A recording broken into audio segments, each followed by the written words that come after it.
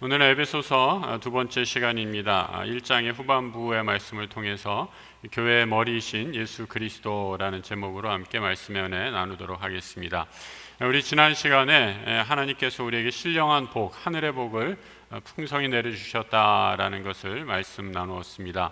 하나님께서 우리에게 주시는 복은 이 땅을 살면서 우리에게 필요한 모든 물질적인 복뿐만 아니라 복 중의 복, 바로 예수 그리스도를 우리에게 선물로 허락하셔서 구원의 복을 허락하신 것이다 라고 말씀 나눴죠. 그리고 이 구원의 복은 갑자기 결정된 것이 아니라 하나님께서 만세 전에 우리를 위한 구원의 계획 속에서 이루어진 놀라운 선물임을 살펴봤습니다. 오늘 계속되는 바울의 말씀, 에베소 교회를 향한 기도문입니다. 이 기도는 에베소 교회뿐만 아니라 오늘날 우리를 위한 기도이기도 하죠. 기도 속에서 왜 예수 그리스도가 우리의 믿음의 대상이 되셔야 하는지, 또 우리가 오늘날 왜 교회 다니면서 이 신앙생활을 해야 되는가 하는 것을 가르쳐 주고 있습니다. 어렵고 힘든 시기에 오늘 말씀을 통해서 소망의 이유에 대해서 다시 한번 생각하고 그 은혜를 나누는 시간이 되기를 바랍니다. 먼저 첫 번째로 교회의 머리이신 우리 주님께서 우리의 소망을 더 깊게 깨닫게 해주신다 가르쳐 주십니다. 오늘 18절의 말씀이죠. 너희의 마음의 눈을 밝히사 그의 부르심의 소망이 무엇인지 깨닫기를 원한다 말씀합니다. 먼저 여러분, 무엇을 밝으려면, 깨달으려면 눈이 밝아야 한다. 이 선결 조건으로 눈이 잘 보여야 하죠. 나이를 먹으면 눈이 침침해지지 눈이 좋아질 일은 없지 않습니까? 저도 이제 원고가 잘 안 보여서 글자 크기를 좀 키워야 돼요. 우리 눈은 점점 시력은 약해질지 모르지만 여기서 말하는 눈, 영안의 눈, 영의 시력을 말합니다. 우리의 영안이 떠져야 한다라는 거죠. 성경은 영안이 밝아지려면 성령께서, 하나님의 영이신 성령께서 우리의 마음을 조명해 주셔야만 우리의 영안이, 영적인 눈이 떠지게 된다라고 말씀하고 있습니다. 육신의 눈으로 세상을 보면 돈, 재물, 또 세상적인 영광만이 눈에 보일 것입니다. 하지만 영의 눈으로 세상을 보면 하늘의 진리와 하나님이 일하시는 구원의 신비를 보게 될 줄로 믿습니다. 영의 눈이 밝아지면 그래서 깨닫게 되는 것이 있죠. 바울은 그것을 부르심의 소망이다 라고 말씀합니다. 보통 소망을 얘기하면 좀 미래에 일어날 좋은 일들, 또 막연한 기대를 의미하죠. 그래서 새해 소원을 빌면서 내가 원하는 소망을 담아 서로에게 덕담을 건네기도 합니다. 그런데 성경에서 소망이다라는 것은 조금 다른 의미에서 쓰여지고 있죠.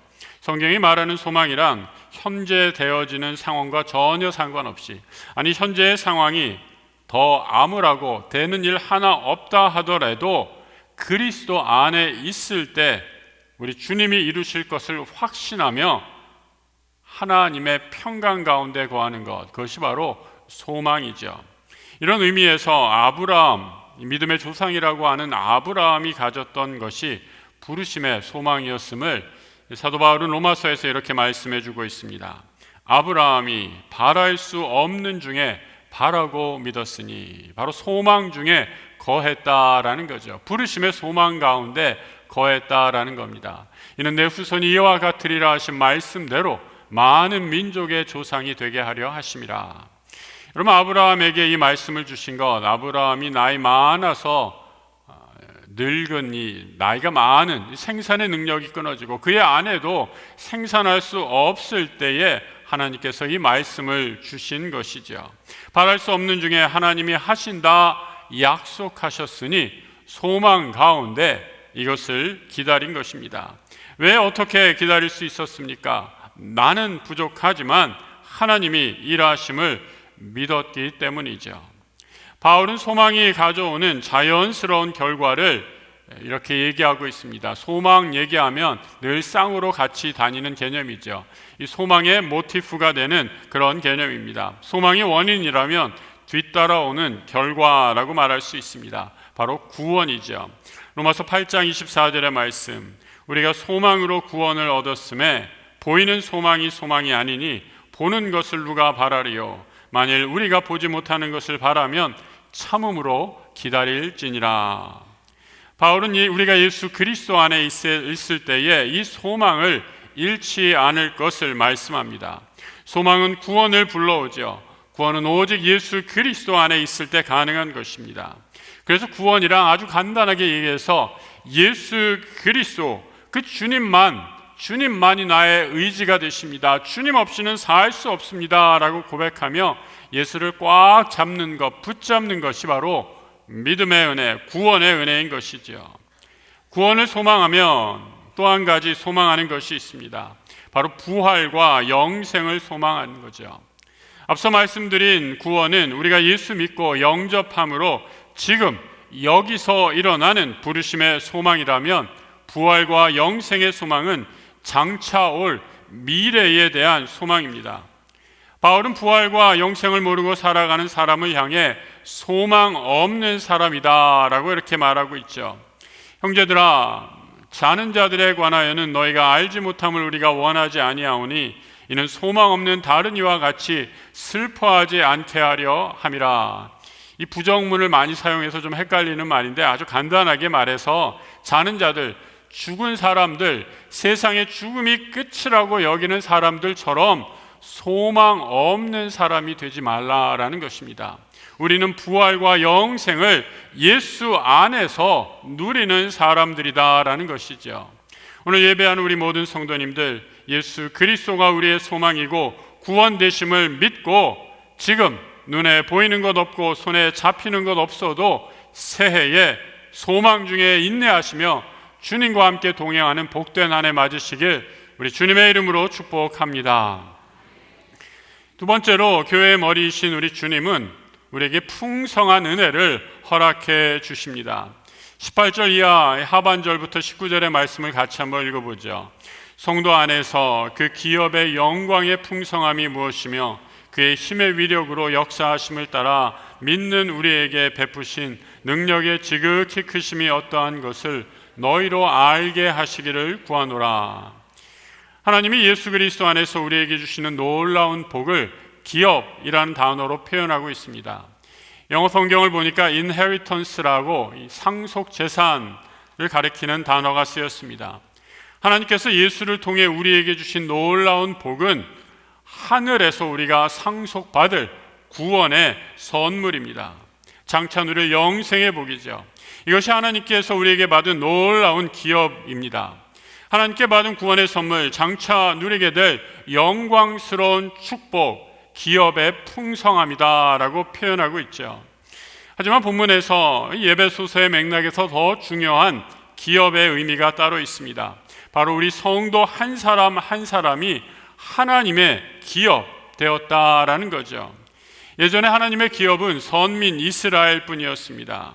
열왕기상에서 이렇게 말하고 있죠. 그들은 주께서 철 풀무 같은 애굽에서 인도하여 내신 주의 백성, 주의 소유가 됨이니이다. 이스라엘은 하나님의 기업이었습니다. 하나님은 이스라엘의 주인 되셨고 이스라엘은 그 하나님의 소유된 백성이었습니다. 그런데 이제 하나님은 예수 그리스도를 보내셔서 열방의 모든 믿는 자들을 하나님의 기업 삼으시겠다 말씀합니다. 에베소서 1장 11절 말씀, 모든 일을 그의 뜻의 결정대로 일하시는 이의 계획을 따라 우리가 예정을 입어 그 안에서 기업이 되었다 말씀합니다. 하나님은 이미 오래전부터 이 계획을 갖고 계셨습니다. 이스라엘이 놀라운 구원의 계획을 모르고 있었을 뿐입니다. 예수를 통해서 우리는 비로소 하나님의 소유가 되는 놀라운 복을 누리게 됩니다. 우리가 기업입니다. 우리가 한 사람 한 사람이 중요해서 하나님의 기업이 됐다라는 의미가 아니라 우리 모두를 하나님께서 믿음의 공동체인 교회를 하나님의 부르심 받은 하나님의 소유된 백성으로 부르셨다 말씀하고 있습니다. 그럼 세상에서는 이 개인의 능력이 참 중요하죠. 개인기, 자신이 갖고 있는 능력이 얼마나 중요하게 여겨지는 그런 사회입니까? 이 교회와 교회 공동체와의 아주 큰 차이점이다라고 얘기할 수 있습니다. 프로축구단, 프로야구단 정규 시즌이 끝나게 되면 유능한 선수를 그래서 스카우트하기 위해서 치열한 경쟁이 벌어지는 것을 보게 됩니다. 좋은 선수 하나를 데리고 오면 그 팀 분위기가 완전히 바뀌고 아주 강팀으로 순식간에 변모하는 것도 보게 됩니다. 이번에 월드컵이 있었죠. 세계적인 슈퍼스타였지만 그 이름값을 제대로 못해 비난받은 선수가 하나 있죠. 호날두라는 선수입니다. 세계적인 스타 플레이어로 그가 공을 잡으면 남보다 빠른 몸놀림으로 또 스피드로 상대의 골망을 갈랐던 세계적인 스트라이커였습니다. 그런 호날두가 이 영국의 명문 구단에서도 벤치 신세를 면치 못하더니 이번 월드컵에서도 별로 좋은 활약을 보여주지 못했습니다. 아무리 내가 잘한다라고 해도 소용없습니다. 축구는 11명이 같이 움직이는 팀 경기입니다. 함께 호흡을 맞춰야 하는데 이 동료가 패스를 하지 않는다라고 해서 화내고 동료에게 공을 주지도 않고 혼자 모든 것을 다 하려고 하면 그 팀워크가 깨져서 그 독불 장군식의 선수는 팀에 아무런 도움이 되지 않습니다. 우리가 하나님의 기업이다라는 의미, 말씀드린 것처럼 우리 모두가 하나님 나라의 공동체로 하나님의 소유되었다라는 것이죠. 바울은 우리가 하나님의 기업이 된 것이 얼마나 영광스럽고 풍성한 그 하나님의 은혜를 체험하는 일인지 알기를 간절히 기도하고 있습니다. 오래전에 미국에서 있었던 일이라고 합니다. 한 노인, 인디안 노인의 집에 노인이 갖고 있는 그 땅에 석유가 발견이 되었습니다. 그래서 하루아침에 벼락부자가 되었죠. 이 할아버지는 오랫동안 꿈꿔왔던 그 당시 미국에서 제일 좋은 차가 캐딜락이었나 봅니다. 이 캐딜락을 구입해서 이 타이어를 한 4개 정도 또 스페어로 마련해 놓고 어디를 가든지 자랑하곤 했답니다. 여러분, 이 스페어 타이어를 많이 갖고 있다라는 것은 그만큼 장거리 여행을 할 수 있다는 뜻이잖아요. 그래서 나는 어디든지 갈 수 있어. 그리고 또 하나 자랑한 것, 내가 이 차를 사고 나서 단 한 번도 사고를 내지 않았어 라고 하면서 만나는 사람마다 자신이 새로 뽑은 차를 자랑하고 다녔답니다. 이 할아버지가 이렇게 무사고 경력을 자랑할 수 있었던 이유가 뭔지 아세요? 이 할아버지는 운전을 못해서 이 캐딜락을 자기가 가지고 있던 말 2마리에 이렇게 묶어서 말 2마리로 차를 끌고 다녔다라는 거예요. 여러분, 캐딜락 한 250마력짜리 되는 차인데 250마리가 끌 수 있는 그 엄청난 힘을 내는 차를 겨우 말 2마리에 끌어서 달려가고 있으니 얼마나 우스꽝스러운 모습입니까? 예수를 통해 하나님의 자녀됨의 권세, 우리가 다 헤아릴 수 없을 정도로 풍성한 은혜입니다. 하지만 그 은혜를 모르고 세상에 눈이 멀면 그 풍성한 은혜를 놓치고 살아갑니다. 마치 할아버지가 엄청난 성능의 차를 갖고 있으면서도 그 성능을 모르고 자신이 갖고 있는 그 말 2마리에 차를 얹어서 달리는 모양이지요. 예수 안에서 하나님 자녀 되어 하나님의 기업 되어 누리는 풍성한 은혜를 모두 다 함께 누리는 우리 성도들 되시길 주님의 이름으로 축복합니다. 하나님, 우리 주님은 또 교회의 머리 되셔서 교회에 자신의 능력을, 하나님의 신비한 능력을 부어주십니다. 19절의 말씀 같이 한번 읽어보죠. 그의 힘의 위력으로 역사하심을 따라 믿는 우리에게 베푸신 능력의 지극히 크심이 어떠한 것을 너희로 알게 하시기를 구하노라. 하나님 능력의 지극히 크심은 이어지는 뒤에 9절 속에서 그 내용이 밝혀지고 있습니다. 예수 그리스도의 죽음과 부활, 또 승천하셔서 하나님 우편에 앉아 계셔서 지금도 이 온 세상을 다스리시는 그리스도의 영광을 가르쳐 주는 것입니다. 더 놀라운 것은 이 넘청난 하나님의 능력이 교회와 직결되어 있다라는 사실이죠. 이어서 바울은 예수 그리스도를 교회의 머리로 삼으셔서 교회가 그리스도의 몸이 되어 충만한 영광과 능력이 교회를 통해서 드러남을 선포하고 있습니다. 본문 22절의 말씀 또 같이 읽어보죠. 또 만물을 그의 발 아래에 복종하게 하시고 그를 만물 위에 교회의 머리로 삼으셨느니라. 교회의 교회됨은 그래서 성도 하나가 하나하나 한 분 한 분이 파편화되어서는 이룰 수 없습니다. 오직 머리 되신 그리스도를 중심으로 각 지체가 하나 되어서 사명을 감당할 때 온전한 교회가 될 수 있습니다. 교회의 주인은 오직 주님, 예수 그리스도 한 분이십니다. 이 사실을 망각하면 세상에 칭찬받는 교회가 아니라 비난받는 교회가 될 수도 있습니다. 예전에 제가 어렸을 때만 해도 시골에 가면 약국이 아니라 종종 동네에 약방이 있었습니다. 약국은 전문 약사가 조제하는 곳이지만 약방은 약사가 없기 때문에 아주 제한된 약만 파는 그런 곳이었습니다. 그런데 교회에서 사역의 전문성을 인정하지 않고 신학을 공부하지 않은 분들이 목회의 영역에 손을 대면 교회가 어떻게 될까요? 교회가 약국이 아니라 약방 수준으로 전락하게 됩니다. 가장 큰 이유 가운데 하나, 저는 만인 제사장설에 대한 오해라고 생각합니다. 우리 개신교회가 다른 것, 성직은 사제들만이 아니라 우리 모두가 부름받은 곳에서 하나님 나라의 거룩한 제사장으로 불러주셨다는 믿음의 고백이 있습니다. 아주 성경적이고 바른 고백이죠. 하지만 이를 오해해서 우리 모두가 제사장이니 목사 필요 없다 말하는 것은 어불성설입니다. 만약에 이 주장이 옳다면 만인 약사설, 만인 의사설도 얼마든지 가능합니다. 여러분, 의사들이 전문의 자격을 얻기 위해 많은 의대생들은 오랫동안 수련을 거쳐서 전문의가 되지 않습니까? 또 환자들은 이 사람이 돌팔이가 아니라 전문의라는 것을 신뢰하기에 의사에게 가서 진료를 받는 것이죠. 물론 의사도 오진하고 실수합니다. 그렇다고 해서 아무에게나 가서 진료하고 약을 받아 먹는다면 더 큰 문제가 생길 것입니다. 교회의 모든 사역자도 마찬가지입니다. 대학 과정을 마치고 신학을 더 공부하고 하나님께서 불러주셔서 전도사, 목사로 사역을 감당하는 것입니다. 완벽하지 않다는 것 여러분도 알고 저도 너무나 잘 압니다.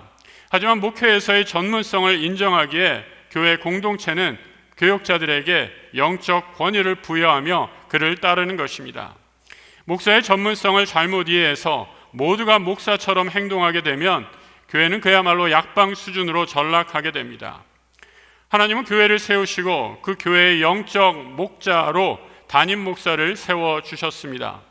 교회의 주인은 그리스도이시지만 담임은 교회라는 배의 선장이 되어서 배를 인도하는 인도자로 세워주셨다라는 의미입니다. 선장이라는 단어가 너무 권위적으로 들리신다면 전문적인 사공으로 여기셔도 좋습니다.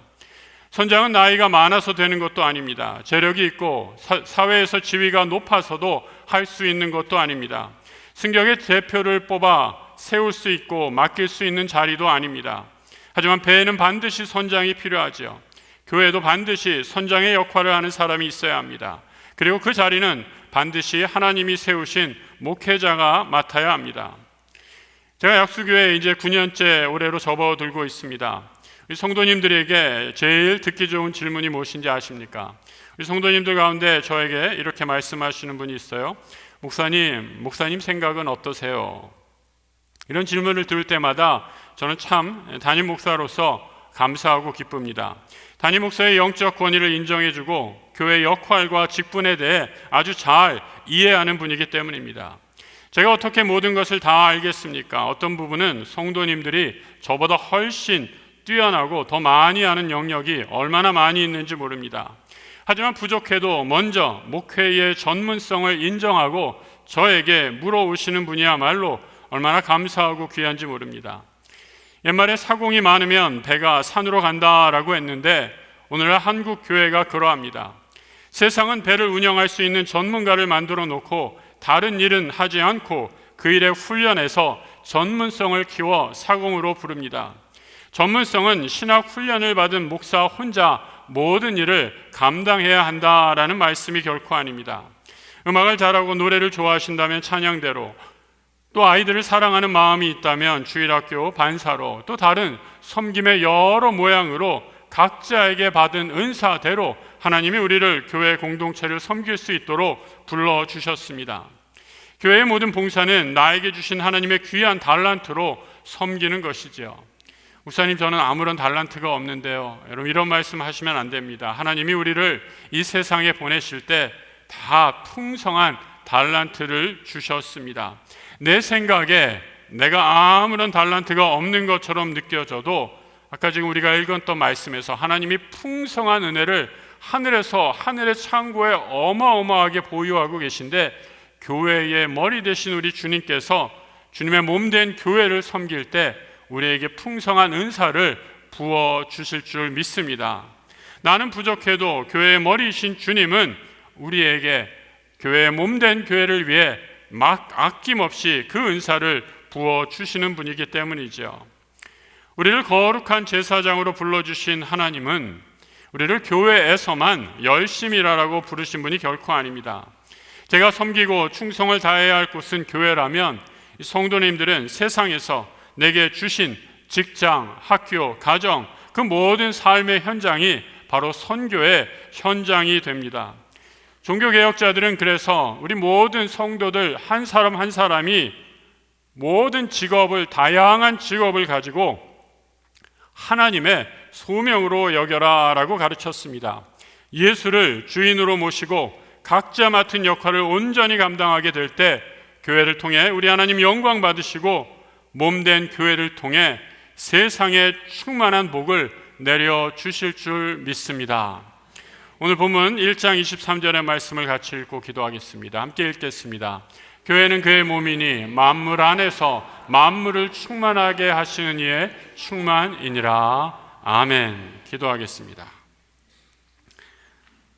하나님 아버지, 우리를 하나님의 거룩한 자녀로 불러주셔서 감사합니다. 우리의 현실의 어려움과 또 아직도 풀리지 않는 일 때문에 절망하거나 좌절하지 않게 해주시고 부르심의 소망 가운데 거하는 주의 백성 되게 하여 주옵소서. 우리를 거룩한 하나님의 소유 삼아 주셔서 하나님의 영광의 나라의 기업을 풍성히 누리게 하시니 감사합니다. 교회의 머리 되신 주님, 이제 우리의 주님을 교회의 머리로 모시고 우리 몸된 교회를 섬길 때에 우리에게 한량없는 은사를 부어주시고 우리 믿음의 공동체가 이로 인해 더 든든히 믿음의 반석 위에 서가는 하늘의 축복 내려 주옵소서. 교회의 주인이신 우리 주 예수 그리스도 이름으로 기도드립니다. 아멘.